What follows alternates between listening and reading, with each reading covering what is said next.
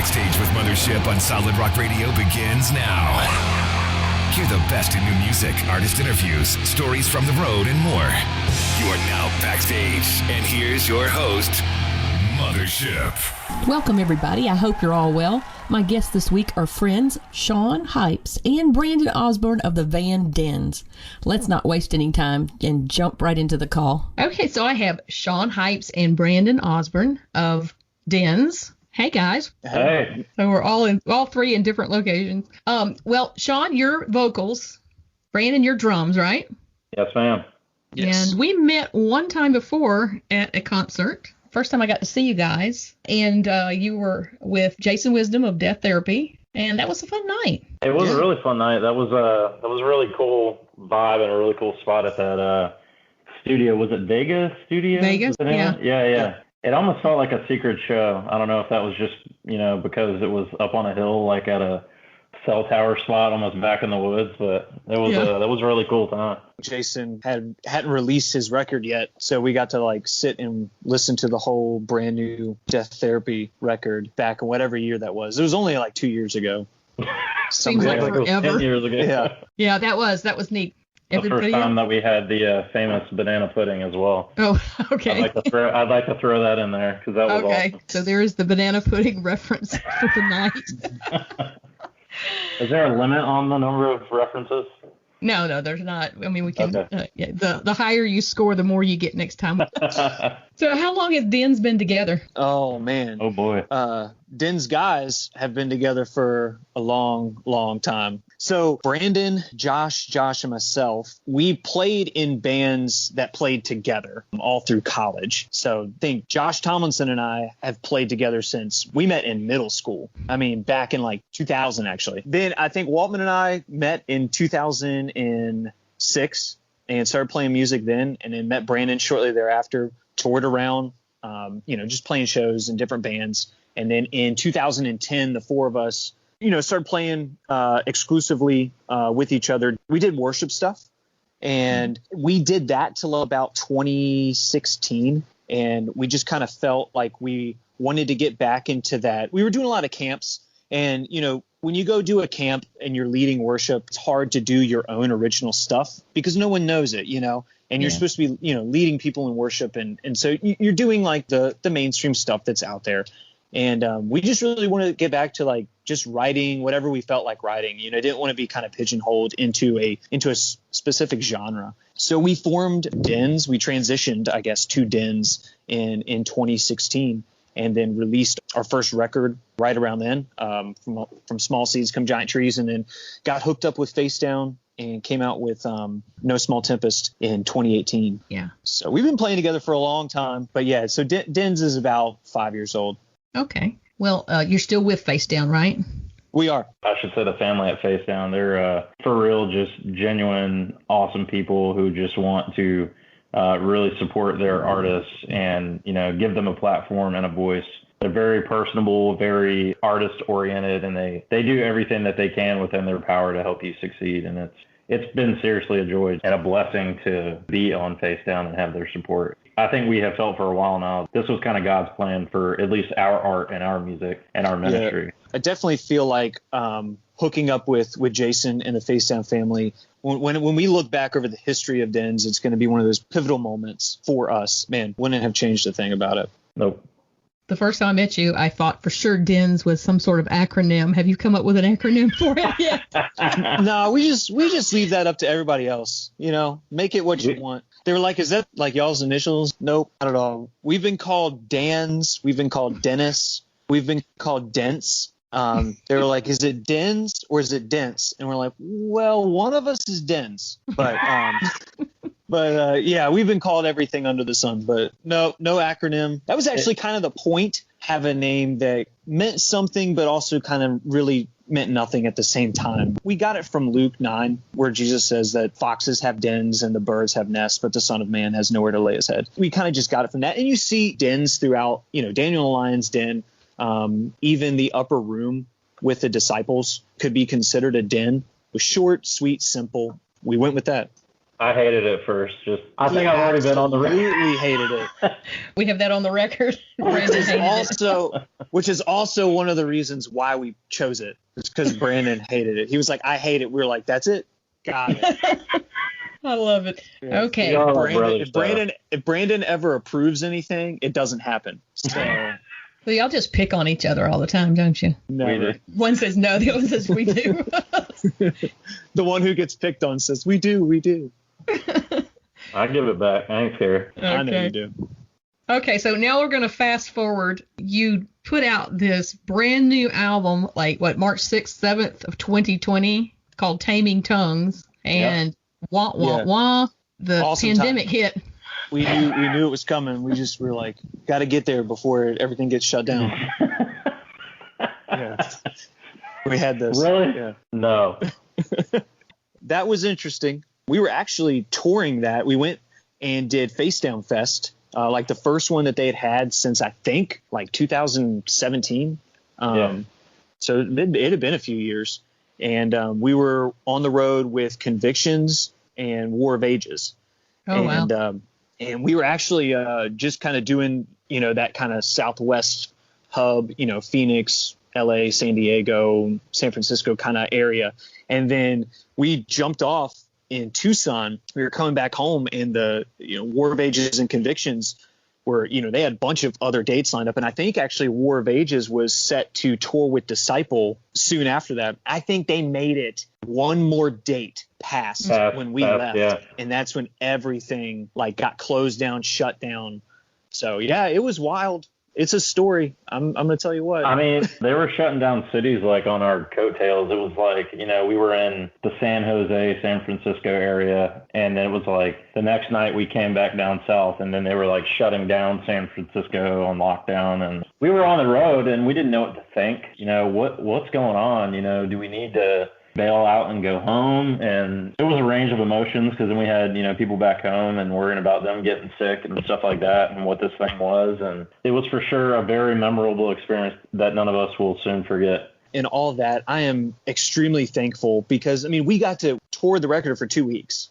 Mm-hmm. We got to release it at Face Down Fest, which was huge, and then play it for 2 weeks, which a lot of other guys, even on our label, guys like Deathbreaker and Weathered and American Arson and Everything in Slow Motion, those guys didn't get to tour their record. We at least got those 2 weeks, super thankful for that. We've got families, we've got full-time jobs. So, we don't do 200-300 dates a year. It's we really didn't have anything planned after that. But yeah, I'm just thankful for that time. And yeah. It got a lot of great reviews. It was a little heavier, would you say? A little bit, yeah. Yeah, I think so. When you go back, no one's really listened to the worship stuff that we had done. But when you go from that to our From Small Seeds record, you really kind of From Small Seeds record is really kind of this finding ourselves kind of thing. There's a bunch of different sounds on that. And it was just kind of some of what we were doing, some experimenting of what we wanted to do. And then, No Small Tempest was kind of its own thing as well. It was a concept of the Book of Jonah. And so the music was kind of set to match the theme of each chapter in Jonah. And so with this, we had a concept. We really were only tied to a word instead of a huge overall theme. So yeah, we definitely wanted to try some heavier things. There are some tracks on there that do get a little heavier. Mm-hmm. I'll say the visionary, at least behind, the album concepts and stuff, is our bass player, Josh Tomlinson. The concept of Taming Tongues was our inability to communicate well, things that we saw around us, and even sometimes our inability as, just the four of us communicating together. We have breakdowns in communication, and the way we handle that as believers and all that kind of stuff, and the way, sometimes we don't handle things with grace. And so, one of the things that I think that has still just kind of baffled us was the way that, once this record came out, and then everything that happened in 2020, and, just the pandemic, the political and cultural divides, and all that kind of stuff that happened, the way that this album just spoke to all these things, and we had no idea. That wasn't, we weren't man, this is going to be some prophetic album or something. And I mean, I don't know, we don't necessarily view it that way, but it was crazy to us the way that felt like God convicted our own hearts about ourselves. And in dealing with that internally, we were given the privilege, really just to communicate that to the world through that record. And it's crazy, even just going back to listen to the songs, because I think they still speak to us and they still mean something to us. And I always kind of find it funny when people are like, man, that speaks like so much to, everything that's going on right now. And I'm like, dude, that's the Bible. like, yeah, it's crazy, right? It's crazy how the Bible, speaks into our lives so well. Yeah. That's new crazy. thing. I know. It's this new, yeah. As far as like some of the heavier stuff, we did try some screaming on this. I remember something that struck me when I heard Jeremiah from My Epic talk about screaming within their music, was that they didn't do it just to do it. They did it because it emphasized something, or it was specific. And so that's kind of the approach that we took. So like in the song Foolish, the lyricism is the picture that we draw, kind of the metaphor that we use is a volcano erupting. And so it's like, you really wouldn't have Laura McElroy from Comrades and her beautiful voice like singing, that doesn't match that. And so we got Leroy from War of Ages, who's an incredible vocalist, to scream that with us. And it was just something different for us. So we took some risk on it and we liked it. If other people like it, that's great. If they don't, that's okay too. Well, what does the writing process look like for you guys? Do you all get together, or does somebody do the vocals and someone does the lyrics, or how does that work? So, yeah, the process for us, I didn't think it was unique, but when I tell other people about it, they think it's unique. So typically we'll come up, the four of us will coalesce around like a theme or something that we're writing towards. And then Josh and I will get together and kind of come up with like musical structure. Josh Tomlinson, we'll kind of come up with the musical structure, the musical flow, how we want each song to kind of sound, and then, transition in and out of one another. And then the four of us actually get together collectively and we write the lyrics together, all four of us. So usually the lyrics are the last thing to be written. I'll usually have a melody just filled with a bunch of filler lyrics. And gobbledygook. Gobbledygook. And then we'll get together and kind of whiteboard it. Kind of start with that main point, figure out the chorus, and then we work out from there. It's been kind of funny hearing how other bands write music, because apparently like the actual full collective effort in a band is not a very common thing, which I don't know why for us that's just the way that it works. There's a little bit of contention in there between us when we're writing stuff about doing different parts and even, lyrics and melody and stuff like that. But I don't know why, but, we just write the best when all four of us are involved, instead of just, hey, this one person has the song idea and this whole song that's complete, let's do this thing. That's just not the way that we work. I don't know if it would work if we didn't do it. Do you have somebody in the group that likes something heavier and someone likes something lighter? Balance it out? Well, yeah, definitely. I mean, all of us have a pretty broad taste in music. Brandon loves banjo music, by the way. He just loves it. It's his thing. He's shaking his head. That is not the truth. Here. Yeah, it's his thing. I think if there was one of us that only listened to Celine Dion and that was it and nothing else ever, that would probably be a problem. But that doesn't seem to be a problem. We were able to get Josh Tomlinson away from Celine a little bit, broaden his. He moved on to Selena Gomez, is what he did. Yeah, that's what he did. So very interesting. You're listening to Backstage with Mothership on Solid Rock Radio. Check us out on Facebook at I'm with Mothership. Now for my second segment with Shaun Hypes and Brandon Osborne of the band DENS. So you had this Taming Tongues that came out, and then the pandemic hit, and then you're like sitting around, and how in the world did the idea of figuring out your tongues have been tamed? So that was actually an idea that we had been planning for even before the pandemic happened. I read somewhere once that, a truly good song should be able to be broken down to its simplest form and still be able to be translated, still be able to put into a medium and be playable. And so, these songs started out on the acoustic and then transitioned as we added more instruments. So we just kind of reverse engineered them and took them back down. And then since we had the time, we just kind of played around with some different kind of styles with some songs. And yeah, so we just kind of took the rest of 2020 and made that happen. I think one of the things that really like stuck out to us probably mid 2020 or, let's just say fall 2020, it became even more apparent that this record that we wrote, the message of the record just seemed to transcend even maybe what we initially intended, and even beyond the meanings that we intended. People were telling us they were getting out of it. That's the Lord all the way, doing that work and speaking to people the way that he wants to through the music. But like one of the things that we really thought about when we really considered doing this Taming Tongues, this acoustic reimagining of Taming Tongues, was that, maybe this is an opportunity for the message of the record to reach some ears that wouldn't like rock music. And it wasn't that we were just trying to like cater to a different audience. We were already, as Shaun said, we were already kind of looking to do this because it was just this simple, organic thing that we built to write Taming Tongues to begin with. And then, having the opportunity to do this acoustic reimagined version, we just thought if this message is important, then maybe God will use it to speak to some other people that would never listen to the heavier rock version of DENS. But if you ever listen, I don't think there's anybody that considers us heavy.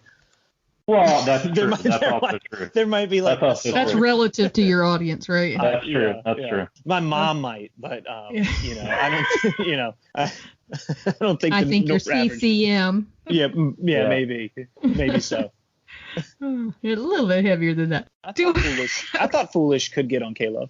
You think so? Oh, yeah. Leroy would love that. He would love that spot. So that was released April 30th, so we just got that out. It seems like, though, you're having a good response so far. Yeah, I'm actually surprised by it, to be honest with you. Even some reviews that have been done on it that hold it in the same esteem as they did Taming Tongues. That's blown my mind. And that's been really awesome. What came to my mind was the Demon Hunter acoustic. It gave me that never even thought about that. It gave me that same feeling of them, deconstructing down to the basics. And people who normally would never hear Demon Hunter lyrics hear how deep the poetry is. And I'm like, it is. It's a great opportunity for your audience and to increase your audience into maybe a different group of people that never would have heard it before. Yeah, definitely. And for us, I know, and I'm not saying a lot of bands don't do this, but like for us, the ministry aspect of what we do, we've always been kind of hyper focused on the lyrics and making sure that what we're communicating is gospel centered. At the end of the day, that it's pointing people to Jesus. It's just always been super important to us. And you're right. I think doing the tamed version of this has really kind of been able to give that message and the intended lyricism even more room to speak to people. So. And gave Shaun a chance to show off his vocals. I'll tell you what. Yeah, I know, and I know he's gonna. Yeah, there it is. You know what? I'll tell you what. He really did an incredible job on this, on the acoustic record, and I completely agree with you that it does showcase his vocals. I'm not sure what this says, and I don't know that I should admit this or not, but I spent more time working on the vocals for Taming Tongues than I did working on it for Tame Tongues. He's just that good. No, that's not what it is. See, I got a new program. I got a new program that fixes everything. I'm just kidding. It just makes it mad. Well, it really does showcase your voice, and it is a lovely voice. Well, I appreciate that. Thank you. That's a humbling thing. Thank you. I watched one of the videos, and it had this "Oh brother, where art thou" vibe. Tell us you about picked up on video.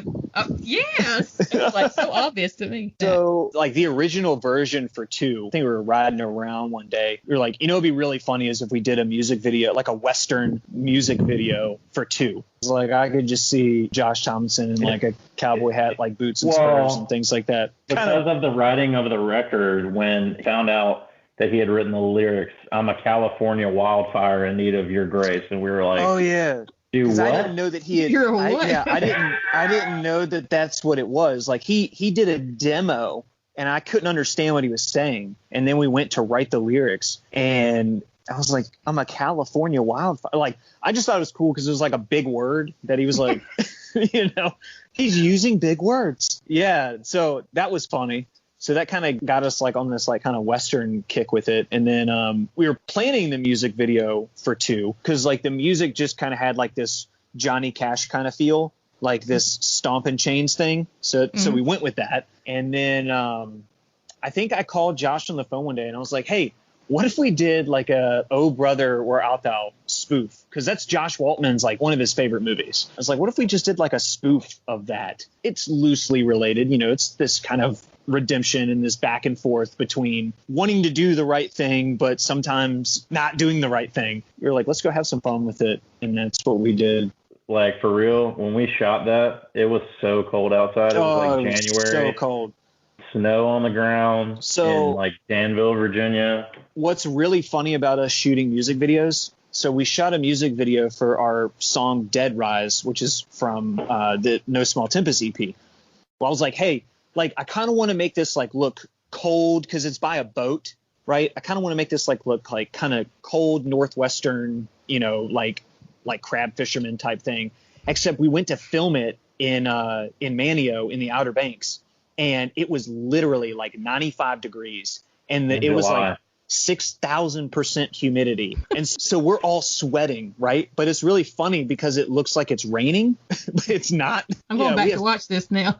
Yeah, because we put coats on. We put like raincoats on and everything and played, but we're all You can see me about to have a heart attack in the back. It's because we're sweating. So we're like, hey, we have to make this really warm climate look cold. And so then the 2 video was the opposite of that. We're like, hey, we need to make this really cold climate look warm. So like none of us are wearing a jacket or anything. It's like 30 We're degrees. hiding thermals underneath our clothes and stuff.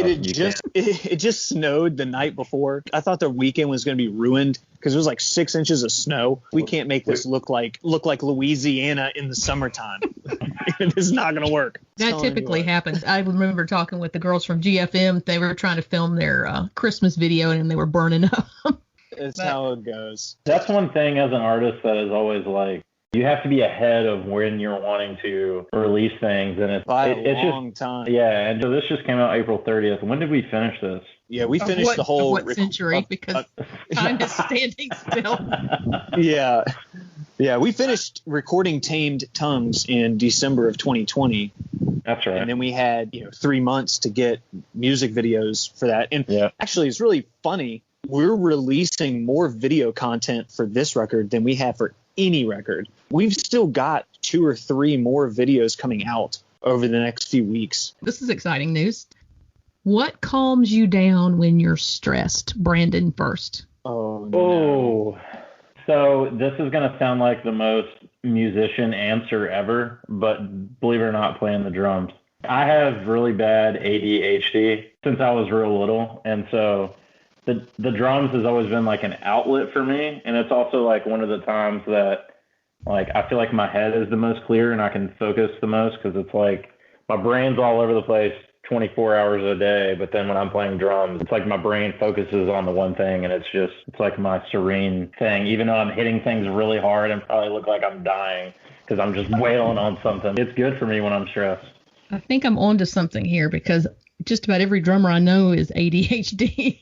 Medicine to you guys. It's like one of the what do they call those rooms where you go and like take a sledgehammer to everything in the room? You like pay to do that. That's what it's like. Love it. Yeah, you should look at his sticks after that. His sticks are like crying. Yeah. Let's see. What are you, Vic first? I am, believe it or not. 5B? I actually switched that. Yeah, extreme 5B. How about that for guessing? That's pretty good because I don't even think I knew that. You collect drumsticks, don't you? I collect drumsticks. I sure do. I think I may have gotten one of yours. I'll go fish it back out. If I don't have one, I'll message you. You can mail me one. I will do it. I thought I remembered that. Yeah, at the show the other day, I asked for a drumstick. That is an exciting statement right there. I was at a show the other day. That is awesome to hear. That is exciting, yes. But Dylan from Relentless Flood, I couldn't remember I had one. I said, did you break a stick? Because, the broken ones are like the baby's breath in my vase of drumsticks. And he said he didn't break one, but he had one beaten up. And so I took it. And then Josh Bramlett starts talking trash. And he's like, you're going to have to get a bigger house if you get any more drumsticks. Because they've been to the house and they've been through the drumsticks. So I was like, shut up, Josh. I bet you have a million of them. Don't you have a Matt Griner drumstick? I do. Yeah. That's awesome. Yeah. You're going to have to put that one in the glass case when Brandon comes over. I almost have every one of them that are on my bucket list. I got a few more. Backstage with Mothership returns after this. Outperformance Service Family is a Solid Rock Radio business ministry partner who offers turnkey e-commerce website design, marketing, and converged technology consulting. Online at outperformancemarketing.com. Now, Shaun Hypes is going to tell us what calms him down when he's stressed. My answer to your question is it's a bad answer, but it's the truth. The only thing that really helps me, other than like a breathing exercise, would be control and time. That's it. And time happens slowly. That doesn't help with anxiety or stress. And control, when you're 30,000 feet flying from one side of the country to the other, you are out of control. And that bothers me. So I don't like flying. But yeah, I mean, the guys could tell you some stories. They probably wouldn't tell you stories because I wouldn't let them tell you stories. But yeah, Foolish was really kind of written for me. The guys wrote it for me. That's something I struggle with is I'll either lash out or say something I shouldn't say when I'm stressed or when I'm faced with a situation that gets my anxiety going. I kind of go into that fight or flight mode, and it's hard. It's hard to control. So you kind of panic. Now, what makes you feel like you have control? What thing or things? Knowledge. I do all of our setup. I know all of our production stuff. Like that's me. I have control over that. I would be freaked out going on stage to play a show, right? But the more control that I've got over that, and I'm not saying these are good things, but it's just how it works. The more control that I have over knowing, what my in-ear mix is going to be, or, how my guitar is set up. I know that Brandon has the tracks patched to the main soundboard and the sound guy's not asleep at the wheel back there. When we went out with War of Ages, they had a guy with them and we paid that guy to run our sound. Because I just knew. Shout out Nolan. Yep. Shout out to Nolan. Whoop. I actually might name my son Nolan now because of it. Oh my God. Not my 8-year-old son, but my unborn son. I'm not going to rename my son. But I don't know. Nolan was pretty impressive. I will say that. So maybe it could happen. But anyways, so yeah, we actually paid him to do it because I just knew at that point it was going to be done. And so that gave me a little bit more peace. And to Shaun's credit, Shaun is actually the one that did all the production and engineering on both Taming Tongues and Tamed Tongues. And Shaun actually mixed Tamed Tongues. We want to. It's about control. That's what it is. You were right, Cindy. I just didn't want to admit it. I'm a pastor at our church, right? And I could have given you the Jesus answer. And of course, that is part of all of this. But, really my ability to retain knowledge, especially as I get older, is probably not going to be good. It's not good now. And so, you can't rely on that, right? All of those things I'm relying on myself for. And I'm never going to have full control. I'm never going to have complete knowledge. And I'm never going to have time. I have to learn to work through all of that and really put my faith in God. And my problem a lot of times is I'm like, God does not care whether I screw up at this show or not. So I'm probably going to screw up because he just don't care, And that's not true either. But, the voice in the back of my head. Thinking. Yeah. Yeah, well, it is. And what's funny that you say that is every time that we feel like we played the worst show ever, all right, this one sucked even more than that one other time that we played. But then there's always somebody that comes up to us afterward and they're like, you know what, your music really spoke to me and ministered to me. And then we end up talking to them and we get to pray with them and just minister to them. And it was you know what, that's why we were here. God sent us here for this one person and this crowd of people. And that's what it was about. It wasn't about how well we played. It wasn't about how well technology worked or whatever. It was about God pursuing that one person. And, who are we to stand in the way of that by thinking that we can control everything? It's the Holy Spirit filter. Yeah. It filters on bad, everything bad, and it just turns it to good. And I have no idea how it does that. And that's a fine art to accept someone telling you that changed my life or that was the best concert. That's a difficult thing to do. You want to say, oh well, the in-ears weren't right or my cymbal cracked. Right. And by doing that, we diminish the person's experience. We just need to learn to accept what their experience was and how it helped them. And that was something I had a hard time learning. I occasionally do solos and wanted to always say things like, oh, my voice was raspy or I didn't hit that note or whatever. It diminishes somebody's joy that they got listening to it. So I just learned how to keep my mouth shut and just accept it, That's totally me. That's totally me. That's why when anybody comes up and says that, the guys just push me to the back so I don't say anything. It's like, don't ruin this.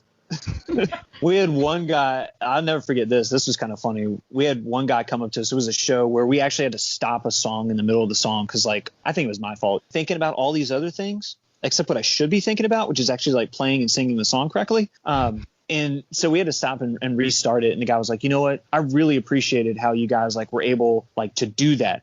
He was like, now, if it would have happened again, that's a different story. But I appreciate the fact that you guys like got it together, restarted it, and it was great after that. I was like, okay, well, I appreciate that. Yeah, how you handled it was a witness, you know? Thank you for that one chance that we had from you. We don't get second chances with Jeff. Just single chances.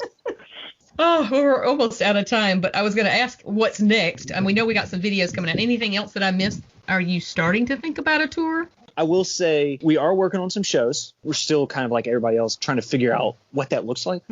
We do have some stuff that we're planning on for the fall. We have started working on something. I don't know when that will be, but it's big for us. And we're just kind of changing some things up a bit and seeing what happens. So, okay. Yeah.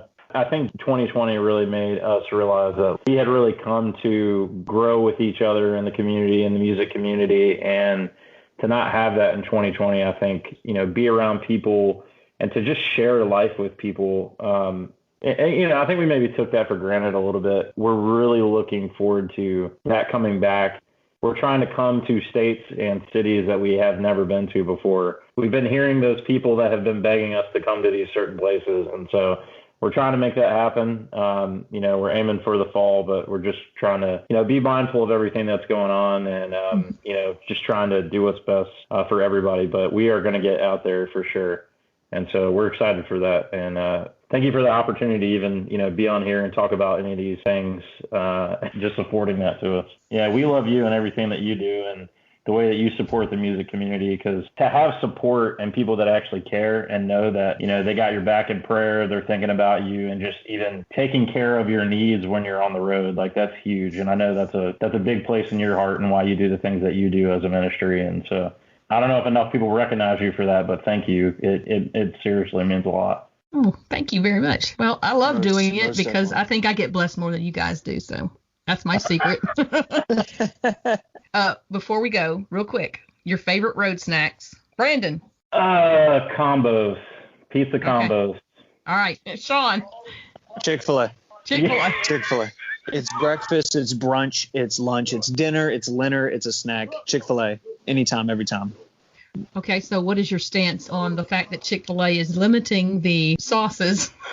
They'll get it together. I mean, come on, Cindy. Look what they did look what they revolutionized the drive-through. Okay, they revolutionized it. You know, so yeah. I'm not worried about it at all. Hold on, Shaun. What level status are you in the Chick-fil-A One app? What is that? Isn't it like the signature that they just came out with?